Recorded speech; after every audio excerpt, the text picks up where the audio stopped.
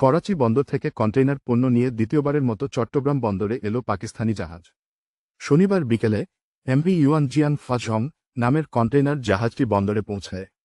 জাহাজটিতে করে এবার সবচেয়ে বেশি এসেছে পরিশোধিত চিনি ও খনিজ পদার্থ ডলোমাইট। পাকিস্তান থেকে এবার সবচেয়ে বেশি এসেছে পরিশোধিত চিনি। 1,48,200 ব্যাগ চিনি আনা হয়েছে। আমদানি করা পরের পণ্যটি ডলোমাইট। ডলোমাইট আমদানি হয়েছে 171 কন্টেইনার। পাকিস্তান থেকে আমদানি হওয়া আরেকটি পণ্য হল সোডা অ্যাশ।